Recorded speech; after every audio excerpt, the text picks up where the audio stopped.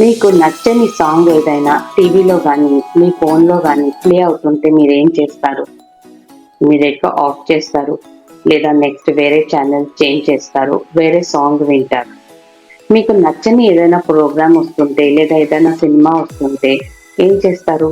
Remote తీసుకొని change చేస్తారు లేదా ఆఫ్ చేస్తారు. ఎగ్జాక్ట్లీ అలానే మీలో కూడా ఛానల్స్ ఉంటాయి. కోపం, బాధ, దుఃఖం, భయం, కంగారు, ఆందోళన, ఇరిటేషన్, ఫ్రస్ట్రేషన్, డిసప్పాయింట్మెంట్ ఇలాంటివి.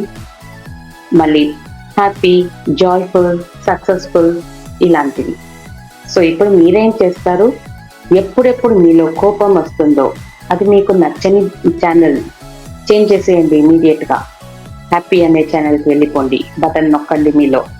ఎప్పుడెప్పుడు మీకు ఇరిటేషన్ కలుగుతుంది, డిసప్పాయింట్మెంట్ కలుగుతుంది, అప్పుడంతా అది మీకు నచ్చని ఛానల్, ఇమీడియట్గా రిమోట్ నొక్కండి, వేరే ఛానల్కి వెళ్ళిపోండి. ఫన్, పీస్ ఆఫ్ మైండ్ ఇలాంటి మంచి మంచి ఛానల్కి వెళ్ళిపోండి. ఎలా అంటే మీకు కోపం వచ్చినప్పుడు, భయం కలిగినప్పుడు, బాధ కలిగినప్పుడు ఫస్ట్ చేయాల్సింది అక్కడి నుంచి ప్లేస్ చేంజ్ చేసేయండి.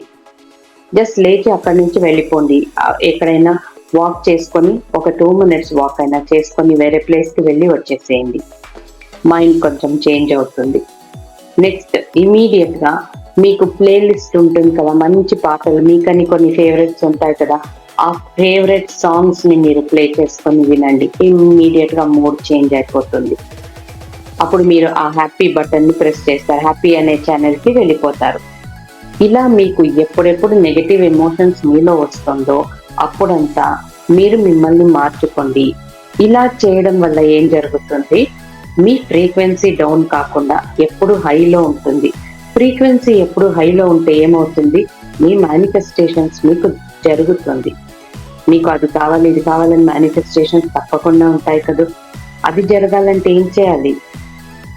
ఎప్పుడు హ్యాపీ ఛానల్స్ని చూడండి. ఆ సాడ్ ఛానల్స్ వద్దు. అవి వస్తే కనుక ఇమీడియట్గా రిమోట్ అది చేంజ్ చేసేసుకోండి. అక్కడి నుంచి బయటకి ఎక్కడికైనా వెళ్ళిపోండి, మూడ్ చేంజ్ చేసేసుకోండి. ఏ పని చేస్తే మీకు సంతోషం వేస్తుందో ఆ పని చేయండి. అప్పుడు మూడ్ మారిపోతుంది. ఇలా ఫ్రీక్వెన్సీని హైగా పెట్టుకోండి.